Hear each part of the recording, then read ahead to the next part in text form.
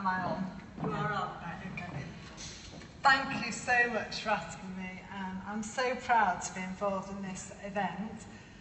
David and I have been involved as patients on the steering group with Nicola and Kath and the team, and it's been a really interesting last 7 months. So to see everybody here now is just brilliant. So thanks all for coming.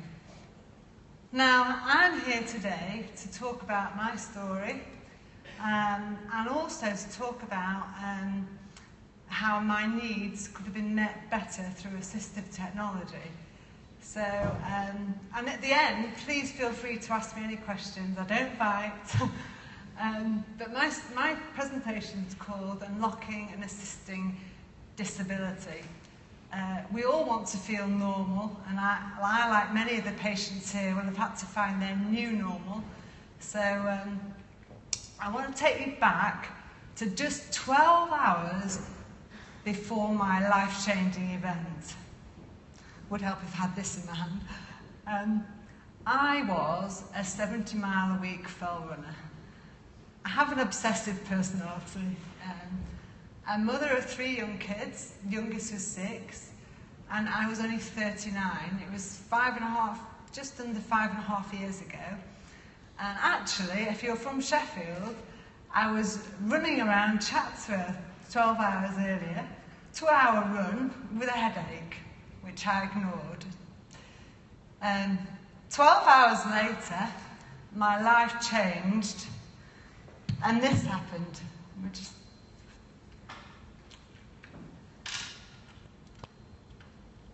Kate Allard from Dore in South Yorkshire had a severe brainstem stroke and then went on to develop locked-in syndrome. Doctors said she'd never walk or talk again, but the mother of 3 defied their predictions. So, slight contrast from running and enjoying Chatsworth Gardens to being on life support with an 80-20 death favour of living and surviving. So you might wonder what that experience of being locked in is like. Well, I watched the Thorn Sleepyhead recently, and I've always used the words trapped inside your body, and they're the Daily Mail headlines at the time. But it was, if you imagine waking up in your own coffin, without nothing, you can't move anything, you can't talk, you can't communicate, you can't explain to anybody that you're all inside. You can feel, if someone touches you, you could feel, so messages went up my arm to my brain, but I couldn't tell my hand to move. Well, I could, but it just didn't listen to it. So nothing moved, and it was pretty scary, actually, especially when you can think normally.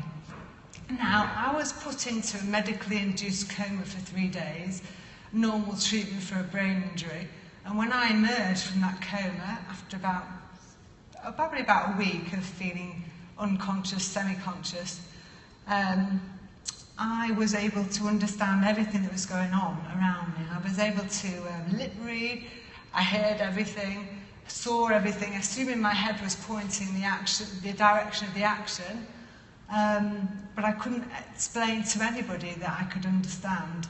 In fact, I believe they do a Glasgow coma scale to assess the consciousness of a customer, a patient, and they either did it or interpreted the results badly, because for 2 weeks I was considered unconscious, when actually after a week I was fully conscious. And that's a really scary thing, because I don't know if anybody have ever thought, we've all seen the films, I'd lie there thinking, what if they think I'm not worth keeping? We've all seen the films. What if they decided in a quiet room somewhere to turn the machine off? Now, very quickly, I have to tell you, 2 weeks prior to my stroke, over 2 bottles of red wine, very late in the morning, my husband and I were talking about what would happen if you couldn't, I'm sorry to be blunt, wipe your own arse. And my husband said, well, I wouldn't want to live. And I said, I don't feel like that as a mum with 3 young kids. We went to bed. Just 2 weeks later, that was my situation. That was quite scary, actually. But you're probably wondering, I've got the hang of this, there we are. You're probably wondering, during my, the hours that were like days, the days that were like weeks, the weeks that were like months, what on earth was I thinking about in this fully cognitive state? Well, I'm going to play you something now that will give you an idea of the anxiety, the sense of panic, the insecurity, the fear, the worry, that would go through someone's brain like me. And it's quite powerful, so you might want to have the tissues.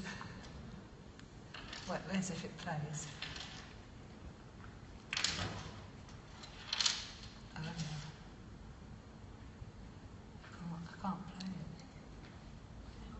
it. It's me, please pick up the board, please. Can't you see I want to communicate? Look into my eyes, please, just look into my eyes. I'm so scared, I don't sleep, I can't sleep at night. Ow! My bloody leg cramp, please stop. No one knows about it. Just great.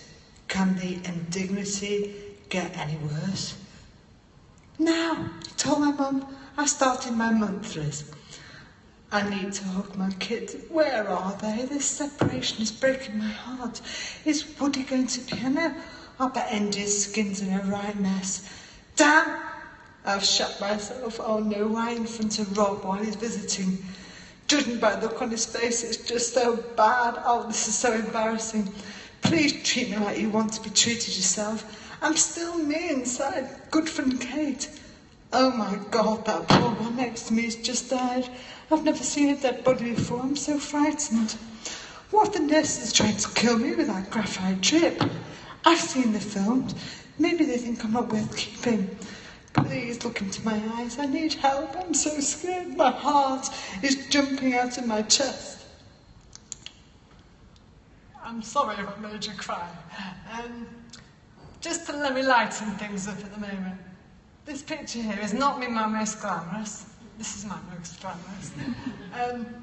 That's where I learned how to swear with your eyes. If you've ever seen that expression on anyone's face. I do have to tell you a couple of stories that were very good. There were some moments of fun, believe it or not, in ICU, and one I have to share with you. I couldn't move anything, I couldn't speak, I couldn't twitch, I couldn't do anything, but I wanted to go outside.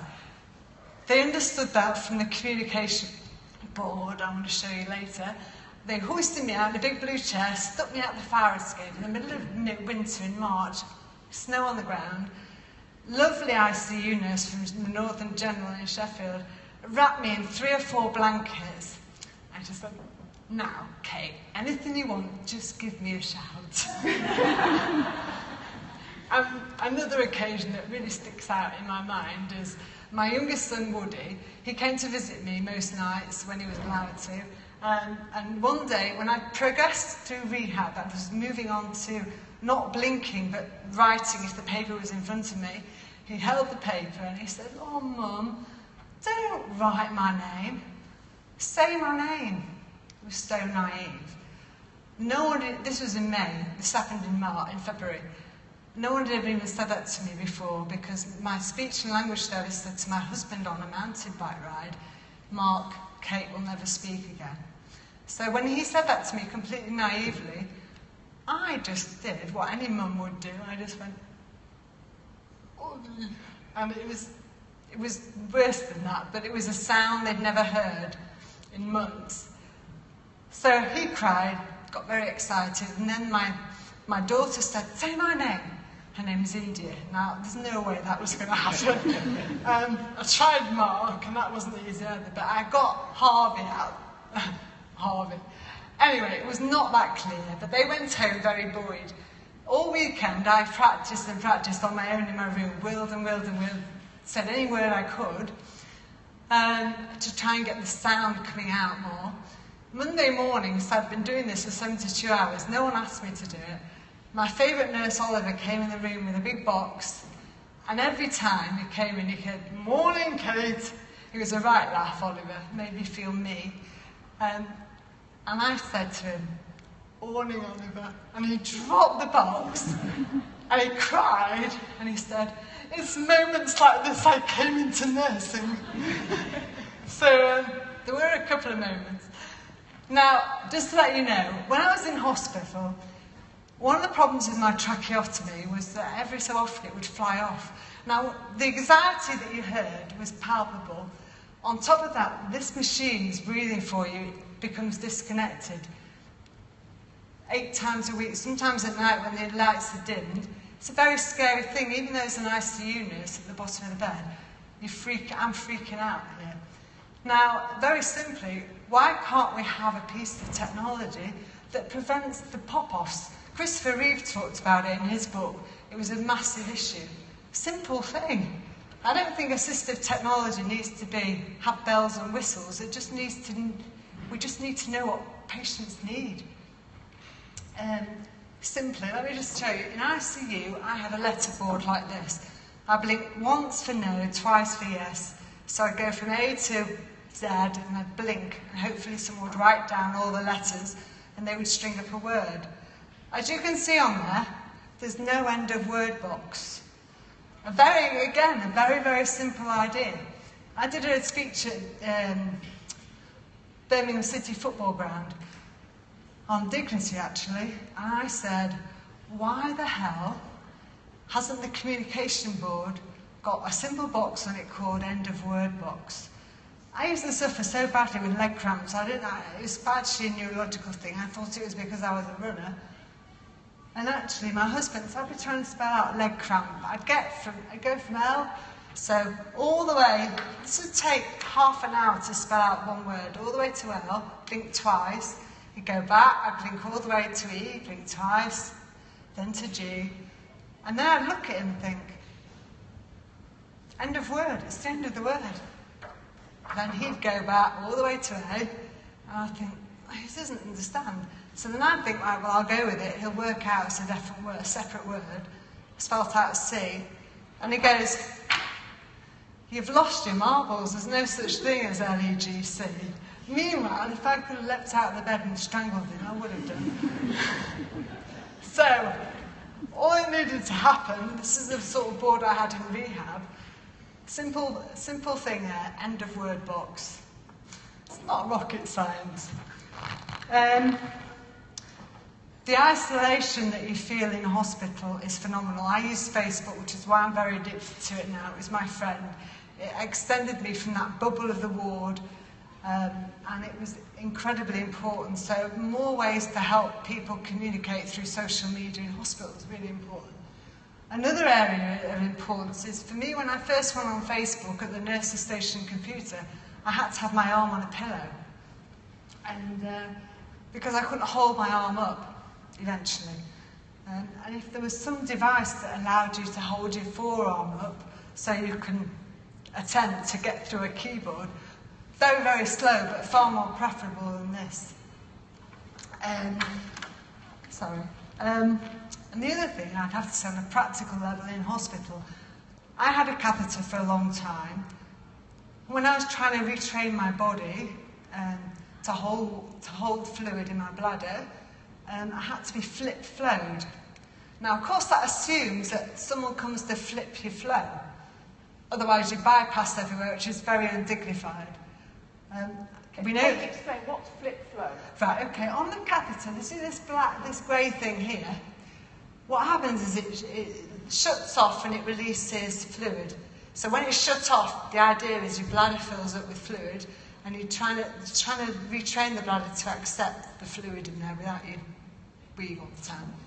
So, but of course, nurses are busy. They're not always there to flip your flow or do other things. But for me, I couldn't do it. I had no strength, and it meant it was very degrading to constantly bypass because people weren't there at the hour interval or the 2-hour one, depending how far I'd got to with my training. So it set me back. Other unmet needs. I suffer terribly, I'm telling my life story, but I suffer terribly with bladder spasms as well. Now, we live in an age where they do wearable technology. Why hasn't anybody developed something that can, mess up the spasm on the bladder?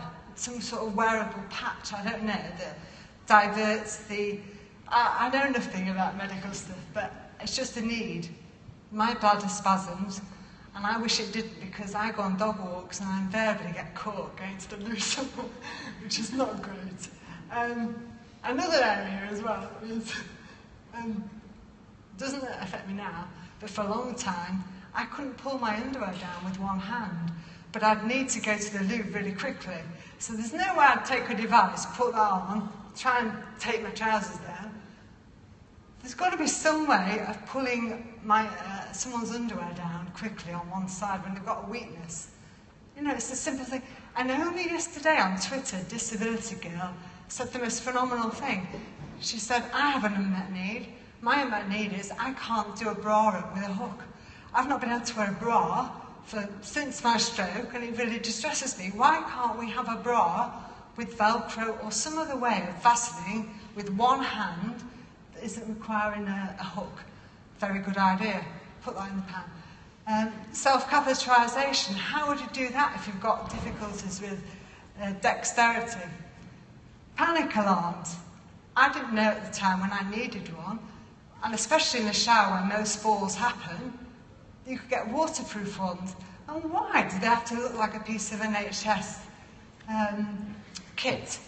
You know, why can't they be more attractive? Why do they have to be a big sign, disabled person coming, she wears a panic alarm? So I think, just in my experience, there's some things we can improve.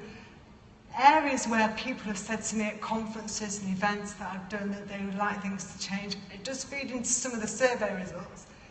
Why do I have to have a toddler-type cup on my wheelchair? Well, I look like an adult, you know, I don't want to look like a baby. Can I turn off all my lights, electricity, with just one remote control, instead of having to do loads of buttons? Another very simple idea. Another one, again, is picked up, and is I can't open my medical packets, my medicine packets. Can we make that easier for people so they can, you know, self-medicate? Give people back a bit more of their own control. And another area that's a real bugbear for me is the isolation, the self-esteem issues, and the low confidence that you have as a result of any long-term illness that has changed the person that you're on a path, a trajectory this way, then all of a sudden your life's completely changed forever and you're going on another path. I think the isolation, the mental health issues are massively important. And I will just throw in, I've personally just downloaded an app, it cost me £1 something, mindfulness app, and I would recommend it to anyone. It's really good actually. So, but I think we need to do more on the mental health side to do with long-term illnesses and the self-esteem. The other area is parenting. I came out of hospital, 3 kids who wanted to sleep with me every night for 2 weeks because they'd missed me so much. And then after 2 weeks, the novelty went, and I thought, this isn't the same mum that's come back.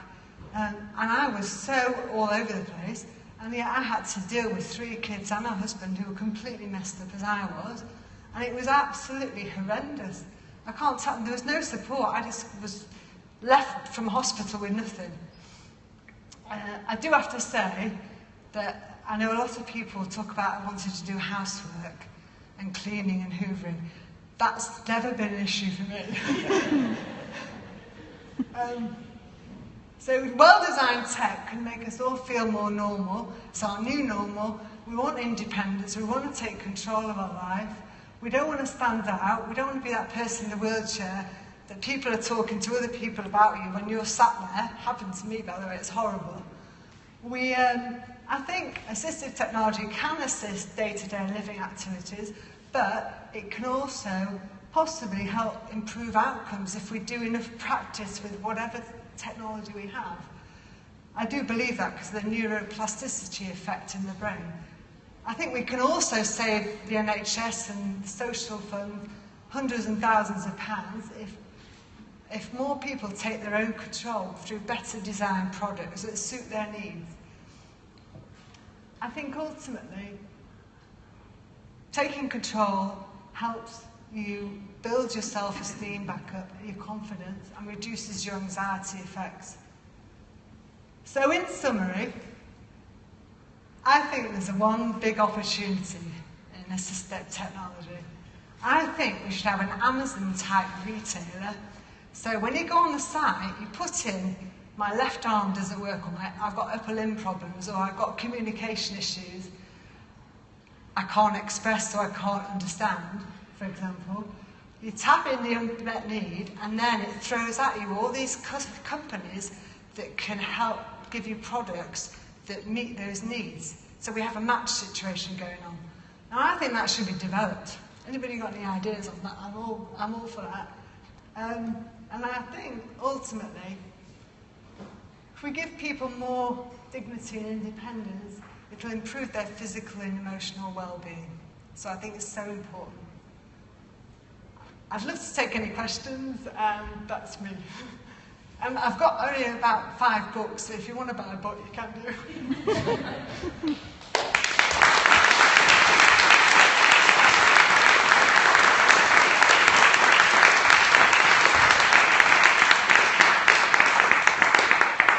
Fantastic girl, Kate. And yes, it's so interesting that about setting up a kind of Amazon-type retailer.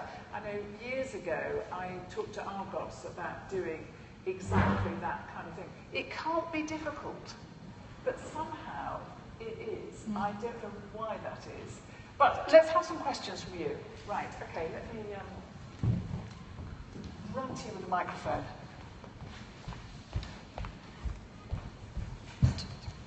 Hello, dog.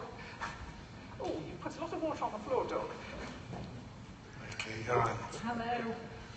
Right, trying not to cry now. Right, I had a stroke 6 years